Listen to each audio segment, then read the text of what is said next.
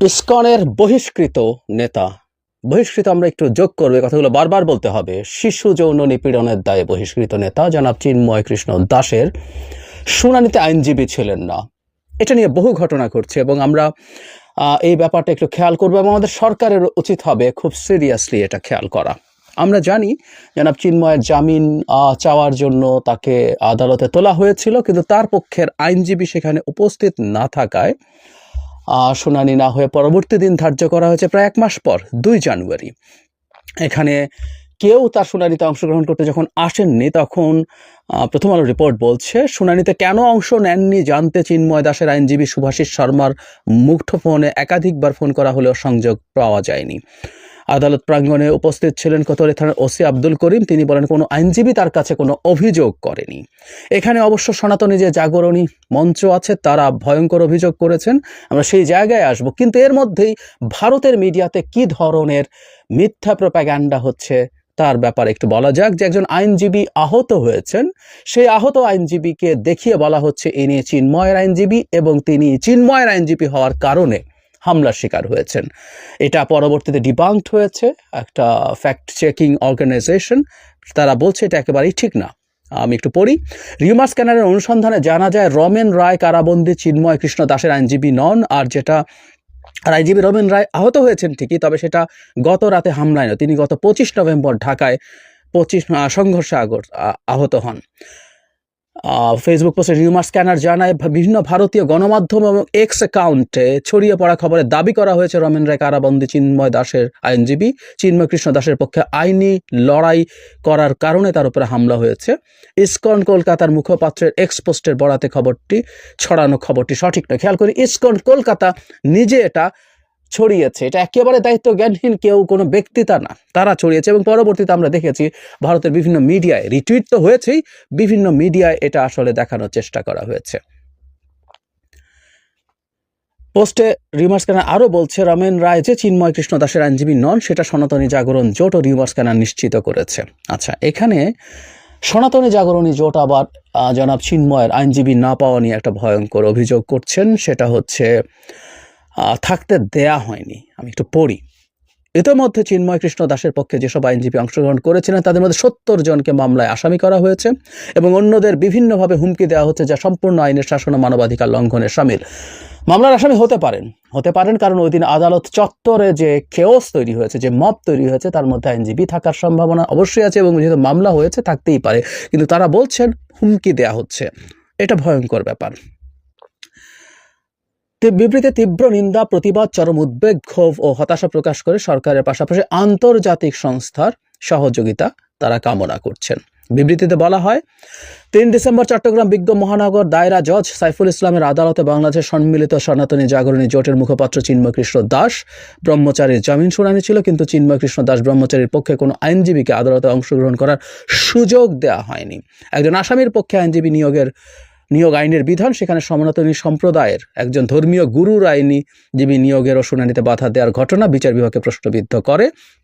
শুধু তাই নয়, ওনারা বলছেন শুনানির আগে আদালত চত্বরে মিছিল করে সনাতনী আইনজীবীদের অংশগ্রহণ না করার জন্য হুমকি দেওয়া হয়েছে এবং শুনানি করতে হলে তাদের দেখে নেওয়ার প্রকাশ্য হুমকি দেওয়া হয়েছে। আমরা খুব বিস্তারিত আর দরকার নেই, আমরা বুঝতে পারছি কি অভিযোগ করছেন। তারা হিন্দু ধর্মের একজন গুরু বলছেন, আমি সনাতনী জাগরণী জোটকে আবারও এই প্রশ্নটা করতে চাই, শিশু যৌন নিপীড়ন নির্যাতনের অভিযোগে বহিষ্কৃত একজন হিন্দু সম্প্রদায়ের নেতাকে তারা নেতা মেনে এই আন্দোলন করছেন এবং তার পক্ষে ক্রমাগত দাঁড়াচ্ছেন। তবে হ্যাঁ, জনাব চিন্ময়ের আইনজীবী পাওয়ার অধিকারের পক্ষে আমরা খুব কঠোরভাবে আছি। আমি একটা ভিডিওতেও দেখলাম যে বেশ কিছু আইনজীবী বক্তব্য দিচ্ছেন এই রকম যে সাইফুল আলম যে আইনজীবীকে হত্যা করা হয়েছে তার হত্যা মামলায় জনাব চিন্ময়কে ইনক্লুড করতে হবে, এটা তাদের দাবি। আদারওয়াইজ কোনো আইনজীবী এখানে তার হয়ে কাজ করবেন না, এরকম কিছু কথাবার্তা বলছেন। নট অনলি দ্যাট, আমি একটা স্মৃতি থেকে একটা জিনিস শেয়ার করব। সেটা হচ্ছে নারায়ণগঞ্জের 7 খুন মামলায় একজন আইনজীবী যেহেতু হত্যাকাণ্ডের শিকার হয়েছিলেন, 7 জনের মধ্যে একজন, উনি আসলে এটার সাথে জড়িত ছিলেন না, কিন্তু তিনি সাক্ষী হয়ে যাওয়ার কারণে তাকেও হত্যা করা হয়। সেখানে যখন মামলার কাজ শুরু হয়, প্রাথমিকভাবে কোনো আইনজীবী আসামিদের পক্ষে দাঁড়াতে অস্বীকৃতি জানাচ্ছিলেন, যেহেতু একজন আইনজীবী এখানে হত্যাকাণ্ডের শিকার হয়েছেন। আমি এই চর্চাগুলোকে খুব খারাপ ধরনের পপুলিজম বলবো। মানে আইনজীবী যদি কোনো কিছুতে জড়িত থাকেন, তার বিপক্ষে, যদি হত্যাকাণ্ডের শিকার হয়েছেন, তার বিপক্ষে কেউ দাঁড়াবো না। আমরা যে জুডিশিয়াল সিস্টেম, বিচার ব্যবস্থা, যে আইন এবং বিচার ব্যবস্থার মধ্যে পরিচালিত হই, তার মধ্যে এটা কোনোভাবেই মেনে নেওয়া যেতে পারে না। সবচেয়ে ভয়ঙ্কর অপরাধীটারও আইনি সাহায্য পাওয়ার সুযোগ আছে। এমনকি অভিযুক্তর যদি ভিডিও থাকে, আমরা ধরে নিলাম যেখানে তো তথ্য প্রমাণের ব্যাপার আছে, সরিয়ে রাখি, যে একটা ভিডিওতে দেখা গেছে কেউ কাউকে খুন করছে, কেউ একজন আইনজীবীকে খুন করছে, তারপরও যিনি অভিযুক্ত, যিনি আসামি, তার পক্ষেও আইনজীবী দাঁড়ানোর অধিকার শতভাগ আছে, থাকতে হবে। সরকারের খুব সিরিয়াসলি এই জিনিসটা দেখা দরকার। কোনোভাবেই যেন জনাব চিন্ময়ের পরবর্তীতে যে ডেট আছে, সেই ডেটে অবশ্যই যেন কোনো না কোনো আইনজীবী তার পক্ষে দাঁড়াতে পারেন, সেটার ব্যবস্থা করতে হবে। এবং যে অভিযোগ সনাতনী জাগরণী জোটের পক্ষ থেকে করা হয়েছে, তার সত্যতা আছে কিনা সেই জিনিসটা দেখতে হবে। আমি প্রায় একটা কথা বলি, এই দেশে হিন্দু সম্প্রদায়ের মানুষ যে ধরনের সংকট ফেস করছেন বলে মনে করেন, তারা সরকারের কাছে যদি সেটা জানান, সরকার সেটাকে সিনসিয়ারলি তদন্ত করে ব্যবস্থা নেওয়াটা খুব জরুরি। যেন চিন্ময়ের আইনজীবীদেরকে যদি সত্যি হুমকি দেওয়া হয়ে থাকে, সত্যি যদি তাদেরকে বাধা দেওয়া হয়ে থাকে, এটা অত্যন্ত গর্হিত অপরাধ হয়েছে, তার জন্য ব্যবস্থা নেওয়া দরকার। আবার আমি যে শতভাগ বিশ্বাস করছি বা মনে করছি যে এই সংস্থা যে অভিযোগ করছে সেটাই সঠিক, তাও না।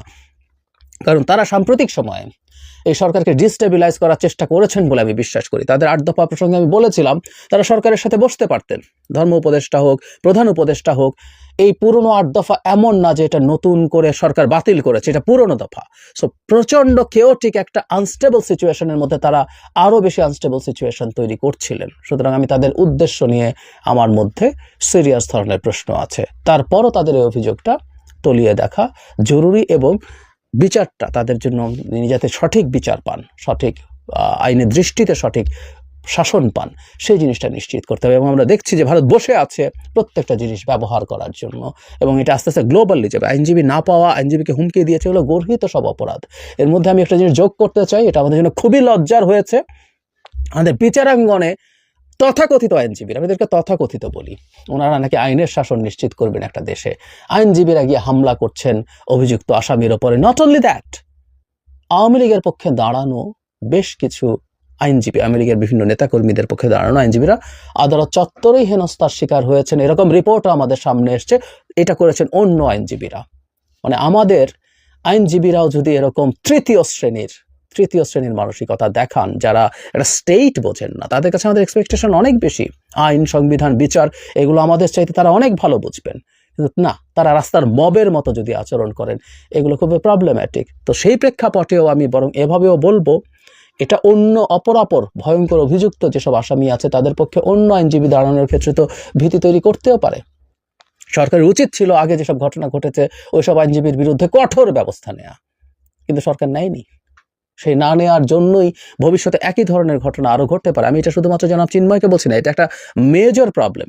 বাধা দেওয়া হয়েছে কিনা সেটা দেখা দরকার। বাধা না দিলেও যেসব আইনজীবী তাদের পক্ষে দাঁড়াচ্ছেন, আওয়ামী লীগ বা সরকার বিরোধী যেসব মানুষের পক্ষে দাঁড়াচ্ছেন, তাদের কাউকে যেহেতু হেনস্থা হতে হয়েছে, এই সাহস অনেকে নাও করতে পারেন। খুব অন্যায় হবে না, খুব ভুল হবে না তারা যদি এই সাহস করেন, তারা যদি বলেন যে আমি এই কারণে হচ্ছি না। খুব দ্রুত সরকারকে এই ব্যাপারে ব্যবস্থা নিতে হবে। অত্যন্ত ন্যূনতম একটা মানবাধিকার, সাংবিধানিক অধিকার, আইনের দৃষ্টিতে সবার সমান এবং সবাই আইনের সমান আশ্রয় লাভের অধিকারী সংবিধান বলছে। সেটা যদি হয়ে থাকে, সেটা নিশ্চিত করা সরকারের দায়িত্ব, এবং যেখানে যেখানে হচ্ছে না। এবং প্লিজ আমাদের আইনজীবী যারা আছেন, তারা ফালতু তৃতীয় শ্রেণীর অ্যাক্টিভিজম করবেন না কোর্টে। আপনাদের কাজে সব অ্যাক্টিভিজম না, কিছু অ্যাক্টিভিজম করবেন, কিন্তু আইনজীবী যাবে না, আইনজীবী কেন দাঁড়াবে, ও যাও ওকে পেটাও, এগুলো নোংরামি, স্রেফ নোংরামি। Don't do this please.